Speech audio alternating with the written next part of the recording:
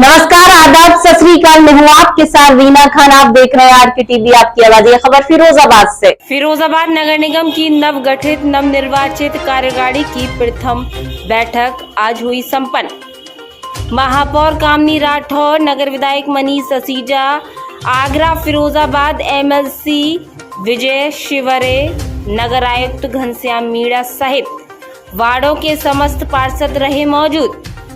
आज प्रथम बजट बैठक के दौरान हंगामा भी हुआ। बैठक के दौरान पार्षद पति भी सभागार में रहे मौजूद।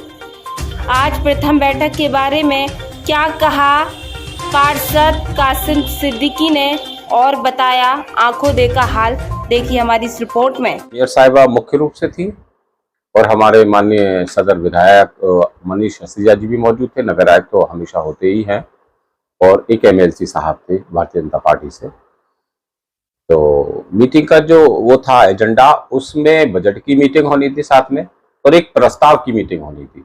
उसको मैंने विशेष रूप से कहा कि प्रस्ताव इस जगह पर उस दिन नहीं होता है, सिर्फ बजट पर आप चर्चा करा लीजिएगा और उसको अन्य किसी दिन में ले जाइएगा। ये बात एक्सेप्ट की और नगर आयुक्त साहब ने कि ठीक है, किसी और दिन इस पर चर्चा कराएंगे प्रस्ताव पर।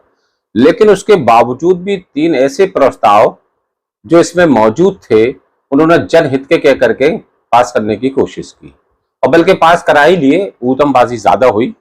हकीकत यह है, जब प्रस्ताव पर चर्चा ही नहीं होनी थी तो वो भी पास नहीं होते, चाहे वो कल पास हो जाते, जब मीटिंग होती तब पास हो जाते। ये थोड़ा सा अटपटा लगा, जो ऊधमबाजी का एक वो बना माहौल, जो मैं कभी भी नहीं चाहता। डिसिप्लिन में नहीं चल सके हम लोग। माइक की छीना झपटी, ऊधमबाजी, शोर शराबा। अरे जो पास कराना है वाकई, तो उसमें कहा कि साहब ये जनहित के हैं। तो मैंने नगर आयुक्त से फौरी तौर पर कहा कि बाकी जो आपने मुद्दे डाले हैं, क्या वो जनहित के नहीं है? जो और पॉइंट डाले वो जनहित के नहीं है कि नहीं, बहुत इंपॉर्टेंट है। तो मैं कब कह रहा हूँ आप उसको महीने बाद मीटिंग करें? आप दूसरे दिन ही इस मीटिंग को रख लेते, जिसमें मुख्य रूप से मिसाल के तौर पर उसमें जो बहस हुई वो थी रामगढ़ थाना, जो पुराना रामगढ़ थाना था, उसे तोड़ते हुए फिर पुलिस को ही हैंडओवर कर दिया जाए। उसका हम लोग विरोध कर रहे थे कि भाई वहां पानी की किल्लत है रामगढ़ में, जिसमें Kashmiri gate, Noor Nagar, Makka colony, Madina colony, Karimganj, Urdu Nagar, तमाम ऐसे मोहल्ले जो पानी से वंचित हैं। तो हमने कहा एक टंकी बनवा दी जाए तो बहुत सारा इलाका पानी से सराबोर हो जाएगा। लेकिन विधायक जी ने कहा कि नहीं, मैंने पास करा लिया, मैं चाहता हूँ थाना उत्तर है, थाना रामगढ़ है और भी 1-2 थाने के नाम लिए कि ये थोड़ा सा मॉडिफाई हो जाए, कंप्यूटराइज्ड हो जाए। तो शोर शराबे में बात दबके रह गई, जबकि मैं कह रहा था अगर वाकई कंप्यूटराइज करना है तो उसको मल्टी स्टोरी बना दीजिए, जो इस वक्त थाना रामगढ़ है। लेकिन उनका मकसद तो ये था कि जो मैं पास करा कराया हूँ वो बोर्ड भी पास कर दे और उसमें वो कामयाब हो जाते हैं। और इसीलिए मैं समझता हूँ विधायक जी आगे भी बैठे थे। आज किस तरह के प्रस्ताव पास? देखिए, बजट पर चर्चा हुई और उसको खासतौर से मुख्य रूप से उन्होंने पास कराया और एक गौशाला के लिए कह रहे थे। तो हम लोग इस पर ऐतराज थोड़ी कर रहे हैं, सूफी साहब पर है तो उसको बहुत अच्छी तरीके से डेवलप करके वो कराना चाहते थे। और एक पालीवाल हॉल, तो पालीवाल हॉल के लिए सब सर्वसम्मति से सभी ने कहा कि हाँ, ये फिरोजाबाद के लिए बड़ा अच्छा सा काम है और इसकी जरूरत है। मॉडिफिकेशन होना था उसका। हंगामे की शुरुआत उसी से हुई, रामगढ़ थाने वाली जमीन से। भाई हमने आवाज उठाई कि इसको पुलिस को नहीं देना चाहिए।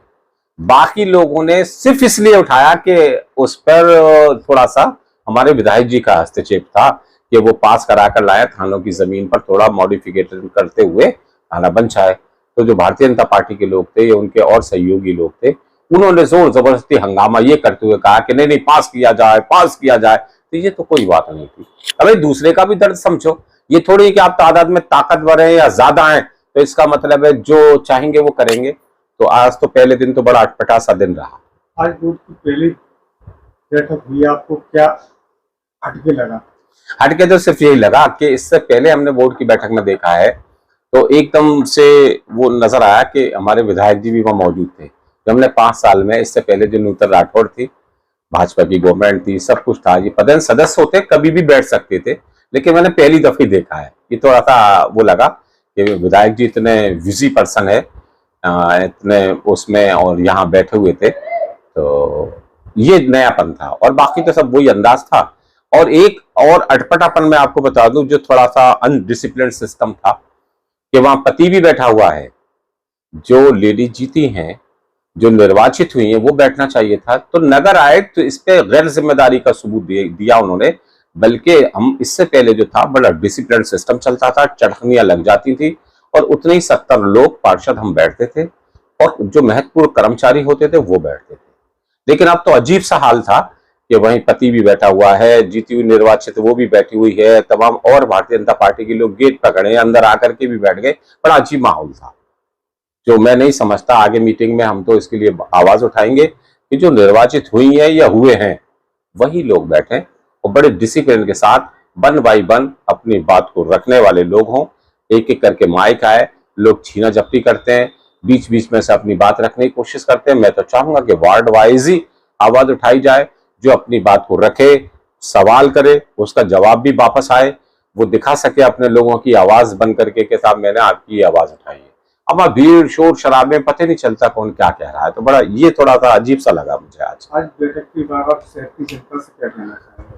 शहर की जनता से यही कहना चाहेंगे कि सभी लोग जो जीत करके आए हैं आपकी लड़ाई लड़ रहे हैं। मैं तो ये देख रहा हूँ, चाहे किसी वार्ड से चाहे वो भारतीय जनता पार्टी के लोग थे, समाजवादी पार्टी के लोग थे, हर मुमकिन कोशिश की अपने वार्ड की आवाज उठाएं, जिसमें मुख्य रूप से जो 12% टैक्स पर ब्याज लगाई गई है, तो सभी लोगों ने इसकी आवाज बुलंद की कि साहब ये नहीं होना चाहिए।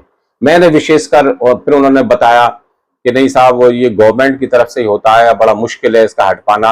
मैंने साहब यहाँ अगर रखा गया है तो हम बोर्ड की बैठक में ये कोशिश कर रहे हैं कि उसको कम किया जाए। मजदूरों की बस्ती है, ये गरीबों की बस्ती है, इसका ध्यान रखा जाए। हमारे साथी शारिक सलीम साहब ने आवाज उठाई कि अगर हमारा मकान 20 में बना है तब भी उसे दिखाना है कि 14 से टैक्स लगेगा, ये नहीं लगना चाहिए। तो उन्होंने कहा इस पर ध्यान रखा जाएगा, गौर किया जाएगा।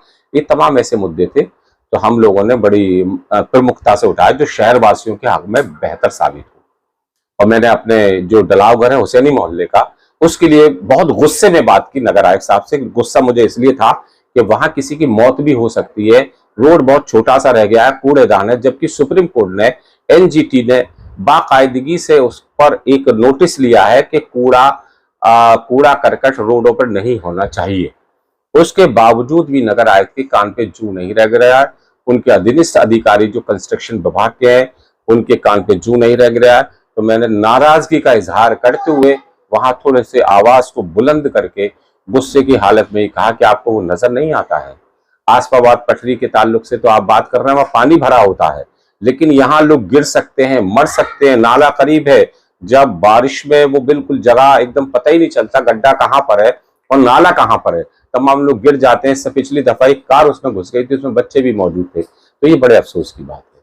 तो मैंने अब इंशाल्लाह कल जाकर के नगर आयुक्त साहब से मिलूंगा और यही कहूंगा कि ये साहब वो गलत तरीके से आपने किया है और इसको ध्यान में रखवाएं और काम मतलब ये जो डलाव घर है हुसैनी मोहल्ले वाला, इसको जमीन को जल्दी से जल्द समतल करें। शहर फिरोजाबाद में शिक्षा के नए आयाम खोल रहा सर्वलाल सीनियर सेकेंडरी स्कूल। बच्चों में उच्च गुणवत्ता की शिक्षा के साथ संस्कारों का सरोकार देश प्रेम की भावना को कर रहा जागृत। बच्चों के शारीरिक, मानसिक एवं सामाजिक ज्ञान के साथ कला, डिजाइन, स्मार्ट कंप्यूटर शिक्षा का एकमात्र संस्थान सीबीएसई बोर्ड नई दिल्ली से मान्यता प्राप्त। बच्चों के लिए स्कूल का हरा भरा खुला वातावरण विद्यार्थियों में कर रहा एक नई ऊर्जा का संचार। छात्रों को लाने ले जाने के लिए वाहन की व्यवस्था, गरीब बेटियों, असहाय बच्चों के लिए विशेष छूट। हमारा उद्देश्य न रह जाए कोई शिक्षा से वंचित। प्रवेश के लिए जल्द पधारें। हमारा पता Premnagar, Dak Bangla, NS2, Sarvlal convent senior secondary school, Firozabad. Mobile number 9536046046। प्रबंधक कामरान खान, प्रिंसिपल इदराक अहमद।